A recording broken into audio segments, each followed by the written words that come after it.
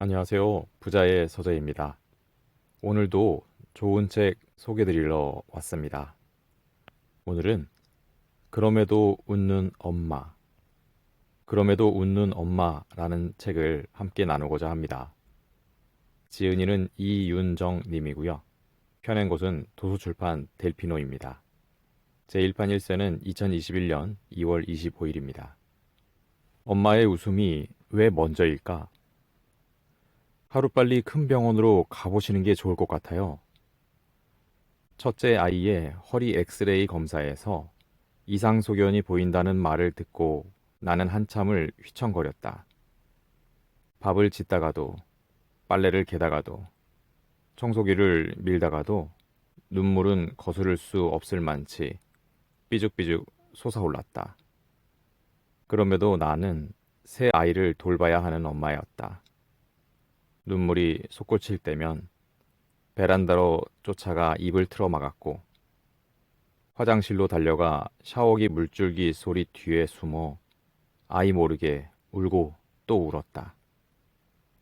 아이의 슬픔을 몰라주고 무심하게 흘려보낸 시간은 후회와 죄책감이라는 거대한 파도가 되어 나를 무섭게 집어삼켰다. 아이를 가장 많이 안다고 생각했던 헛똑똑이는 눈물 범벅이 되어 바다 저 깊숙한 곳으로 빠졌다 올라오기를 수차례 반복했다. 허우적거리다 간신히 수면 위로 올라온 후에도 왜 그랬어 이 바보야? 왜 진작 병원에 데려가지 않았어? 도대체 왜? 라며 내 머리를 자꾸만 바닷물 속으로 밀어넣고 있었다. 점점 더 숨쉬기가 힘들어지고 시야가 흐릿해졌다. 그렇게 끝없이 깊은 곳으로 침잠하던 나를 물 밖으로 건져준 건 다름 아닌 존경하는 선생님의 다정한 말씀 한마디였다. 태어날 때부터 심장이 아픈 아이를 키워오시며 수많은 수술과 치료의 과정을 담대하게 겪어오신 분이었다. 자책하지 마. 아이가 아픈 건 절대 너의 잘못이 아니야. 그때는 그때 나름으로 최선을 다한 거야. 과거를 되돌아보며 괴로워하는 것으로 힘 빼지 마. 이럴 때일수록 엄마인 나를 더 챙겨야 해. 엄마가 힘 빠져 있으면 아무것도 안 돼. 그리고 지금 아픈 아이를 키우고 있는 게 아니라 건강한 내 아이가 잠시 아픈 것뿐이라고 생각하자. 아이를 측은한 눈빛으로 안쓰럽다는 눈빛으로 바라보지 말았으면 해. 아이 촉은 대단하거든. 엄마 눈빛을 바로 읽어서 자기가 정말 아픈 아이인 줄 알아. 그저 보통 때처럼 행동하고 보통의 모습으로 아이를 바라봐줘. 그럼 아이도 분명 더 잘 이겨낼 거야. 선생님의 말씀을 듣는 내내 뜨거운 눈물을 흘렸다. 그 눈물과 함께 깊숙한 바닷물 속에서 허우적거리던 나는 비로소 햇살 가득한 지상으로 다시 올라올 수 있었다. 흐르던 눈물을 닦아내고 웃는 얼굴로 아이를 마주했다. 앞으로 펼쳐질 일들에 대한 불안과 두려움이 수시로 차올랐지만 아이와 마주하는 순간만큼은 지금 이 순간의 감사와 행복에 몰입하려고 애썼다. 생각만으로 잘 안 될 때는 책을 읽고 글을 쓰며 마음을 다졌다. 구급차를 타고 응급실에 갈 때도 며칠에 걸쳐 각종 검사를 받느라 지쳐갈 때도 아이가 생애 첫 입원을 하고 첫 수술을 받으며 두려움에 떨 때도 힘겹게 회복해가는 그 시간에도 모두 괜찮다고 별일 아니라고 우리 구급차 놀이나 펜션 놀이 한다고 생각하며 즐겨보자고 아이가 별일 아닌 것처럼 느끼게 하고자 부단히 노력했다. 그날 이후에도 고통의 순간들이 밀물처럼 찾아왔지만 우리는 그 사이를 밝은 에너지로 슬기롭게 잘 이겨냈다. 엄마가 먼저 웃어 보이자 아이는 정말로 자기의 아픔이 얼마나 큰지 알지 못했다. 순간순간 많이 아파했지만 이내 다시 웃었다. 엄마가 웃으면 아이도 웃는다라는 자명한 진리를 병원에서 확인한 셈이다. 그때 확실히 깨달았다. 역시 내 웃음이 먼저구나. 내 밝은 표정이 아이를 살릴 수도 있겠구나. 그 과정을 모두 드러내어 블로그에서 이웃님들과 함께 나누었다. 뜨거운 위로와 격려의 댓글이 이어졌다. 많은 이들이 내일처럼 걱정하며 기도해 주었고, 수술과 회복의 과정에서 함께 기뻐하며 응원해 주었다. 내 모든 것을 열고 털어놓았더니 그들도 자신의 이야기를 들려주기 시작했다. 그렇게 우리는 심리적으로 매우 가까워졌고, 슬플 때 함께 슬퍼하고, 기쁠 때 함께 기뻐하는 진정한 육아 동지가 되었다. 나의 블로그 구독자들은 나의 글을 통해 힘과 위로를 많이 얻어간다고 했다. 나는 그들의 따뜻한 댓글로부터 엄청난 힘을 얻었다.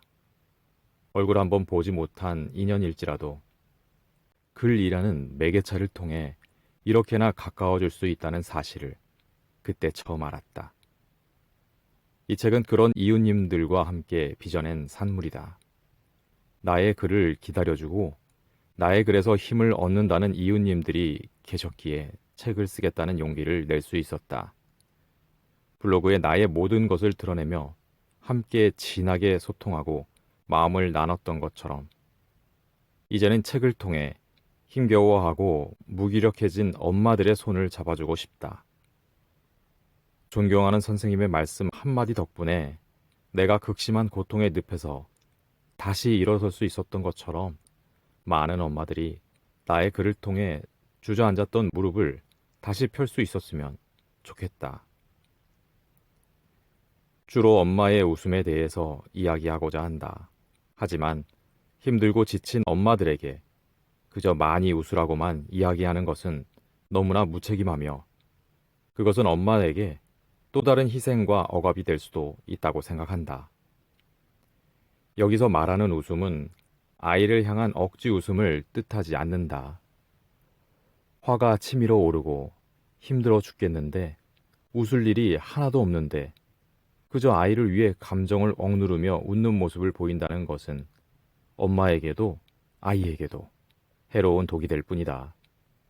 진짜 웃음은 엄마가 진정으로 자기 안에 있는 가치와 행복을 발견하고 지금 이 순간이 정말 행복하다는 마음에서부터 우러나오는 것이어야 한다. 그러니 우리 너무 좋은 엄마가 되려고 노력하다가 지쳐 쓰러지지 말고 먼저 나부터 행복한 엄마가 되어보자고 외치게 된 것이다. 삼형제를 키우다 보니 순간순간 좌절하고 고통받으며 내 존재 가치와 자존이 흔들리는 순간들이 참 많았다. 잘 웃고 강인해 보이는 모습 이면에는 아무도 모르게 물속에서 세차게 발길질하는 노력과 시행착오들이 있었음을 고백한다. 참 많이 혼란스러웠고 좌절했고 꽤 자주 흔들렸고 두려웠다. 그럴 때면 아이에게서 한 발짝 물러서서 어떻게든 나만의 시간과 공간을 찾아 나서려고 애썼다. 사색과 끄적임으로 현재의 가치와 감사함을 발견하고자 노력했고 내가 먼저 웃을 방법을 찾아내어 실행하고자 고군분투했다. 그러한 투쟁 끝에 비로소 진심으로 더 많이 웃을 수 있었다. 그 과정에서 발견한 나만의 해법과 단상들을 이 책에 풀어보고자 한다. 그것이 정답이라 말할 수는 없다.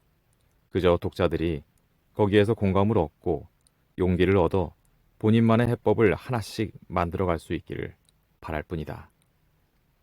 이 책을 읽는 독자들, 아이와 관련된 모든 일이 내 몫인 것 마냥 막중한 책임감과 죄책감을 끌어안고 살아가는 엄마들. 그래서 더 좋은 엄마가 되려고 노력하다 또다시 좌절하고 자책하는 과정을 반복하며 서서히 웃음을 잃어가는 엄마들. 더 나아가 에너지가 모두 소진되어 무기력과 우울의 늪에 빠져버린 엄마들. 그런 엄마들에게 힘껏 외쳐주고 싶다. 아이는 우리 생각보다 훨씬 더 잘 자라고 있답니다. 이제는 아이만큼 소중한 엄마 자신에게 엄마만의 시간과 공간을 내어주세요. 잃었던 나를 만나고 가꾸며 우리 더 많이 웃기로 해요. 좋은 엄마가 되려는 막중한 책임감을 잠시 벗어던지고 먼저 행복한 엄마가 되어 그 날개를 활짝 펼쳐봐요. 행복한 엄마의 날갯짓을 보며 아이도 함께 행복 가득한 얼굴로 날아오를 거예요. 엄마와 아이가 모두 행복해지는 그 여정을 힘껏 지지하며 응원할게요. 라고 말이다. 나는 오늘도 위대한 우리 엄마들이 더 많이 웃고 행복해지는 세상을 꿈꾼다. 이 책을 덮는 순간 여러분들의 입가에도 행복 머금은 예쁜 웃음이 더 많이 번질 수 있기를 소망해 본다. 바보 엄마가 깨달은 소중한 가치. 초록잎이 무성해지던 2019년의 따스한 봄날. 세 아이 모두 심한 기침과 고열로 호되게 아팠다. 복직한 지 3개월 만이다. 아이들이 아프니 학교에 출근하는 것 자체가 고통이었다. 아픈 아이를 집에 남겨놓고 출근하거나 그마저도 상황이 여의치 않을 때면 멀고 먼 학교까지 함께 데려가 유치원에 눕혀놓고 교실로 향해야 했다. 엄마 가지 말라고, 내 옆에 있으라고. 다리를 붙잡고 매달리던 아이의 울음소리가 저만치 멀어질 때쯤이면 왈칵 쏟아져 버릴 것만 같은 눈물을 간신히 삼키며 교실 문을 열었다. 그리고 끝끝내 눈물 한 방울 흘리지 못한 채 묵묵히 나에게 주어진 일을 해냈다. 아이도 안쓰럽고 나도 참 애잔한 날들이었다. 하지만 그때는 몰랐다. 워킹맘의 고단함쯤이야. 아이들의 고열과 기침쯤이야. 아무것도 아닌 일이 생겨버릴 수도 있다는 것을. 가장 늦게 증세를 보였던 첫째가 3일간 기침을 엄청나게 쏟아낸 끝에 심한 허리 통증을 호소하기 시작했다. 카시트에 앉아 있는 걸 너무 힘들어하며 허리가 아프다고 엉엉 울기까지 했다. 서 있지도 앉아 있지도 못하고 계속 눕고 싶다고만 했다. 첫째는 근 1년 전부터 가끔 허리가 아프다고 했었지만 이런저런 병원에 가보아도 특별한 이상 소견이 없었다. 소아청소년과에서는 처음 보는 경우라는 듯 글쎄요 라고만 했고 정형외과에서도 별다른 징후를 발견하지 못했다. 그 후로도 아이는 가끔 허리가 아프다며 자지러질 때가 있었는데 그러다가도 2, 30분쯤 지나면 괜찮아져 며칠간은 또 아무런 문제가 없이 잘 돌았다. 그래서 별일이야 있겠어. 성장통이겠지. 라고 생각했다. 어린아이가 허리 아픈 경우는 아무리 검색해봐도 잘 없다. 소아청소년과에서는 어느 병원에 가서 어떤 검사를 해보라는 조언도 뚜렷하게 없었고 진짜 문제가 있다면 계속 움직이지도 못할 만치 아플 거다 라는 말씀을 하실 뿐이었다. 엑스레이 검사에서 이상 없음 결과가 나왔으니 그것만 믿고 거의 1년이란 시간을 흘려보냈다. 그런데 그날은 그동안 아픔을 표현했던 것보다 훨씬 더 심한 강도로 통증을 호소하기에 그저 지켜보고만 있을 수는 없었다. 1년 전과는 다른 정형외과를 찾았다. 흔히 어른들이 허리 삐끗해서 아픈 것처럼 근육에 무리가 갔을 수도 있을 테니 물리치료 좀 받고 찜질 좀 하고 오겠거니 예상하고 들른 것이었다. 의사 선생님께서는 꼬마가 허리가 아프다고요?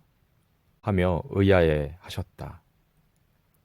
일단 엑스레이부터 찍어보자 하셔서 엑스레이를 찍고 마음 편히 기다렸다. 촬영을 마치고 나오신 방사선과 선생님의 표정이 몹시 안 좋았다. 너무나 안쓰럽다는 표정. 저 아이 어쩌나 하는 딱 그 표정으로 대기석에 누워있는 아이를 몇 번이나 바라보고 계셨다. 불길한 예감이다. 심장이 쿵쾅쿵쾅 방망이질하는 소리가 내 귓가에까지 들리는 듯했다. 안 좋은 결과라도 있는 건가요?